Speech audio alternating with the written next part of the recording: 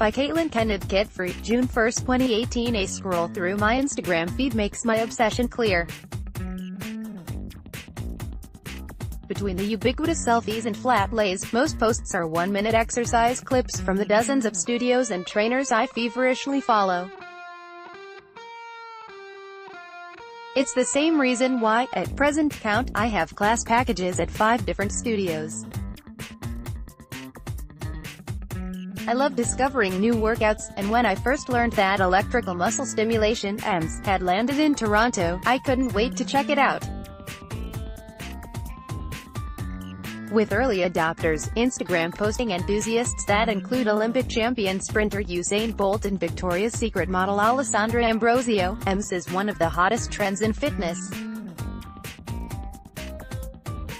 The workout itself is short and simple, a 20-minute bodyweight workout, except you're hooked up to a machine that sends low-frequency currents through your body.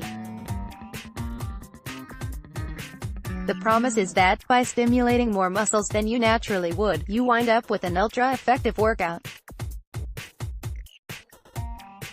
In a single EMS session at GoGo Muscle Training, Yorkville's newest boutique gym, the average adult burns 600 calories, plus an additional 400 in the 48 hours that follow from the extended metabolism spike. Muscle gain, fat loss and an increased metabolic rate are all purported benefits. The research, however, is somewhat scattered.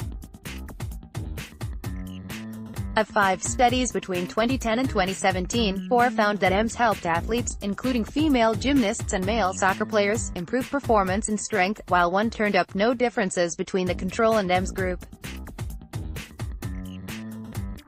In terms of aesthetic changes, research is lacking for the general population, though 2 studies in elderly obese women link long-term EMS training to reductions in waist circumference and abdominal fat. Scholarly papers aside, I wanted to see what EMS can do for me. One morning earlier this spring, I found myself at GoGo wearing a wholly unflattering suit, a bulky vest of electrodes, Velcro and wires, complete with arm and leg pieces strapped tightly enough to give my upper thighs the look of a rolled sleeping bag refusing to squeeze back into its nylon sack. 3 days a week, the maximum frequency of EMS training so that muscles have time to recover between sessions. I sipped Nespresso in the small, polished studio, then changed into the unfortunate black cotton spandex underlayer and stood with my arms and legs wide while, more unfortunate still, my trainer, GoGo co-founder Ali Mir Khan, sprayed me with water, a necessary step so the currents can flow through to my body. Once I was strapped snugly into the vest, Mir Khan dialed up the frequency on his touch-screen controls, which were displayed for me in the mirror's fancy built-in screen. The 20 minutes started and I performed planks, squats, V-sits, mountain climbers, unweighted bicep curls, and more while the machine sent pins and needles through my body for short intervals of 6 seconds on, 4 seconds off. For my first couple of appointments, it was a breeze, but as I got used to the feeling, we increased the intensity. I regularly asked Mir Khan to turn it up in my butt when the exertion had me at a troubling loss for words. Read more.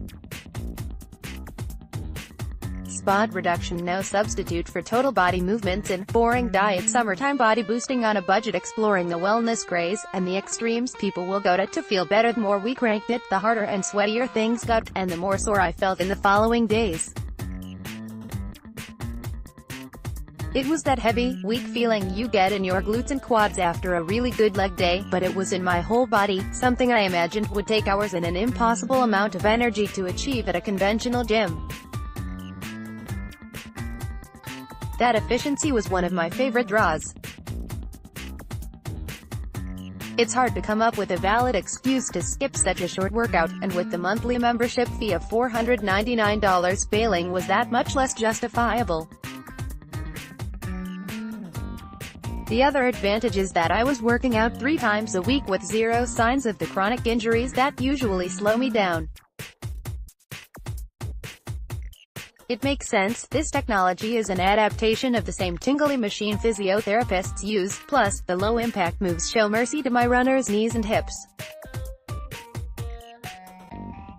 But the real test came the morning of my 12th session, when it was time to measure my body composition. My stomach dropped when I saw that I'd gained 2.5 pounds. I tried to remind myself how GoGo's other co-founder Monica Genori called weight loss just a talking point during our first weigh-in, explaining that he considers percentage body fat and skeletal muscle mass to be more significant. Thankfully, on those scores, my results were great. I had lost fat, and was up 1.3 pounds of muscle and 1.8 pounds of its corresponding water. I was most delighted to see that both arms were showing more muscle mass, with a 3% increase on the left, bringing it much closer to my dominant side. The stats on the printout looked great, but my newly firm triceps felt even better. When, that weekend, one of my friends suddenly told me, "Whoa, your butt looks really good," I decided it was well worth every turn it up in the butt. Top stories, delivered to your inbox, new NEWSLETTERHEADLINESSIG and up.